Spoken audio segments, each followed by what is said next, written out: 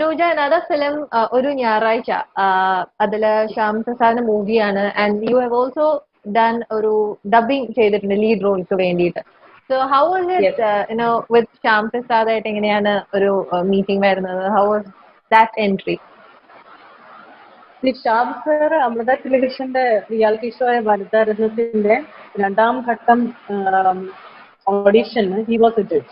Okay. So that is the day that I saw him, and എന്റെ കാര്യത്തിൽ it was like 15 കണ്ടസ്റ്റൻസിനെ select ചെയ്തിട്ട് I was a wild card entry.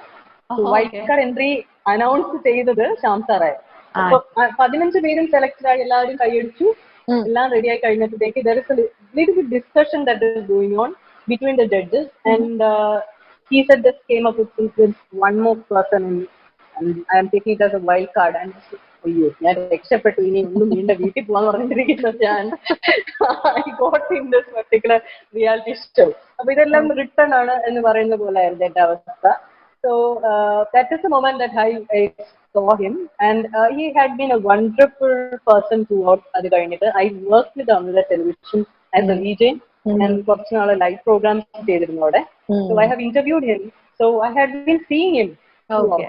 പക്ഷേ working with him was totally new for me. ഒരു ഞായറാഴ്ചയിലായിരുന്നു ആദ്യമായിട്ട് നമ്മൾ work ചെയ്തത്. He's such a talented person, and he's so nice.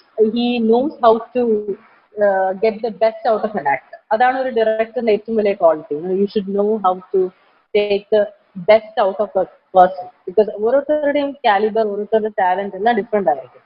But he knows how to do it. അത് ഒരു വലിയൊരു ക്യാരക്ടറാണ്. I really admire the personality he has. He's well read and he knows things. അപ്പൊ എനിക്ക് കിട്ടിയത് എന്റെ ഈ അറ്റയറുമായിട്ട് യാതൊരു, എന്റെ ഒരു ഔട്ട്ലുക്ക് ഓഫ് ലൈഫുമായിട്ട് യാതൊരു ബന്ധമില്ലാത്തൊരു ക്യാരക്ടറാണ് എനിക്ക് കിട്ടിയത്. ദുഃഖപുത്രിയായിട്ട്. അപ്പം ഞാൻ ഇതിലെങ്കിലും ഫിറ്റ് ആവുന്നൊക്കെ ഞാനിങ്ങനെ വിചാരിച്ചുകൊണ്ടിരിക്കുന്ന സമയത്തായിരുന്നു. And he was so confident in me, and അതിന്റെ ഫോട്ടോ സെഷൻസ് ആണെങ്കിലും നമ്മളെ ഫോട്ടോഗ്രാഫി ഭയങ്കര ഇമ്പോർട്ടന്റ് ആണ് assignment. So photo you need to emote a lot. ഇപ്പം ഞാൻ ആദ്യമായിട്ടാണ് ഫോട്ടോയ്ക്ക് വേണ്ടി അത്ര ഇമോട്ട് ചെയ്തുകൊണ്ട് ജീവിതത്തില്. ആൻഡ് ദോസ് തിങ്സ് ലൈക്ക് കുഞ്ഞു കുഞ്ഞു കാര്യങ്ങളാണെങ്കിൽ പോലും അതിൽ നിന്നൊക്കെ ഒത്തിരി കാര്യങ്ങൾ നമുക്ക് പഠിക്കാൻ പറ്റി എന്നുള്ളതാണ്. ഇങ്ങനത്തെ നല്ല ആൾക്കാരുടെ കൂടെ അസോസിയേറ്റ് ചെയ്യാൻ കഴിഞ്ഞതുകൊണ്ട് തന്നെയാണ്. ഡെഫിനറ്റ്ലി അടിപൊളി.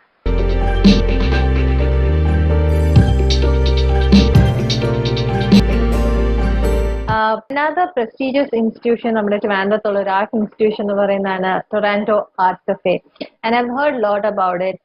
അതിന്റെ ഒരു ബാക്ക് ബോൺ എന്ന് വേണമെങ്കിൽ നമുക്ക് പറയാം.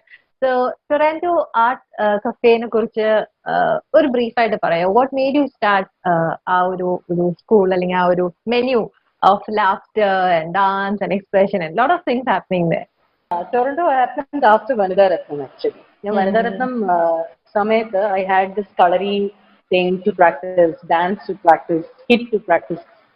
അപ്പൊ ആ സമയത്ത് ട്രിവാൻഡ്രത്ത് ഒരു നല്ല സ്റ്റുഡിയോ ഇല്ലായിരുന്നു സത്യം പറഞ്ഞാൽ ഒന്ന് പ്രാക്ടീസ് ചെയ്യാൻ. അല്ലെങ്കിൽ നല്ലൊരു സ്റ്റുഡിയോ ഉണ്ടെങ്കിൽ അതിന്റെ കൂടെ ഒരു ടോയ്ലറ്റ് അറ്റാച്ച്ഡ് ആയിരിക്കില്ല, ഡ്രസ് ചേഞ്ച് ചെയ്യാൻ പറ്റില്ലായിരിക്കും. സോ അങ്ങനെ ഒരു പ്രോബ്ലം എനിക്ക് ഫീൽ ചെയ്തു. ലൈക്ക് ഞാനൊരു സ്ഥലത്ത് പോയി അവിടെ പഠിച്ചു കഴിഞ്ഞ് അവിടെ നിന്ന് ഡ്രസ് ചേഞ്ച് ചെയ്ത്, because I will be all sweaty, so I have to change the dress, then I have to move on to the next place where I can go for the next session. കാരണം നമുക്ക് ഒരു ഷൂട്ടില് like 4 or 5 things you have to get in ready. അപ്പൊ ആ 4 കാര്യങ്ങൾ പഠിക്കണമെങ്കിൽ രാവിലെ 6 മണിക്ക് പോയി രാത്രി 10 മണി വരെ പഠിച്ചാലേ തീരുള്ളൂ. അപ്പം സ്റ്റുഡിയോ ടു സ്റ്റുഡിയോ പോകുമ്പോൾ ഇങ്ങനെ ഒരു ബുദ്ധിമുട്ട് എനിക്ക് ഫീൽ ചെയ്തിരുന്നു. സോ വനിതാരത്നം കഴിഞ്ഞപ്പോൾ I just thought, why can't we start something which is more convenient to people, like convenient for people to work in such a scenario. അങ്ങനെ ആലോചിച്ചപ്പോഴാണ് ആർട്ടുമായിട്ടുള്ള ഒരു connection is always there. I always love to dance. അപ്പോൾ dance was always in the priority list. ബാക്കി കാര്യങ്ങൾ of course music ആയാലും we had Hindustani music classes going on from a person from Himachal Pradesh. Is a wonderful teacher. So അങ്ങനെയൊക്കെ ആദ്യമേ start ചെയ്തപ്പോൾ തന്നെ martial arts was there always in my blood. So martial ആർട്സിന്റെ classes start ചെയ്തു. Then we had instruments coming in. So അത് നോക്കിയപ്പോൾ ആ cafe എന്നുള്ള ഒരു ഫീലിംഗ്, ലൈക്ക് കഫേയിൽ നമ്മൾ ചെല്ലുമ്പോൾ you can just pick what you want, right? So you can just like കുറേ കാര്യങ്ങളുണ്ട്. കപ്പ് കേക്ക്സ് വേണോ, അതോ കോഫി വേണോ, പബ്സ് വേണോ, whatever it is, പിസ്സ വേണോ, എല്ലാം അവിടെ ഉണ്ടാവണം. So it's just ആ ഒരു അവിയൽ രൂപമാണ് നമ്മുടെ എന്ന് പറയുന്നത്. ടൊറന്റോ എന്നുള്ള പേര് വരാൻ കാര്യം I was in Toronto for some time. അപ്പോ Toronto is like very close to me, my family. And the word meaning of Toronto is meeting place. അപ്പൊ ഒത്തിരി ആർട്ട് ഫോംസ് മീറ്റ് ചെയ്യുന്ന ഒരു സ്ഥലം, അതാണ് Toronto art cafe. And it is like I'm right now sitting in Toronto, and this is my dream place. It's a dream come true place, where you can just come in, relax, dance, yeah.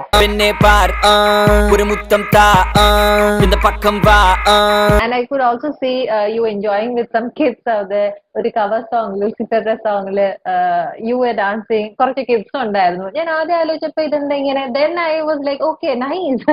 അവര് enjoy ചെയ്ത് you are also enjoying. So what made you do that video? ആ kids എന്ന് പറയുന്നത് it's my second generation.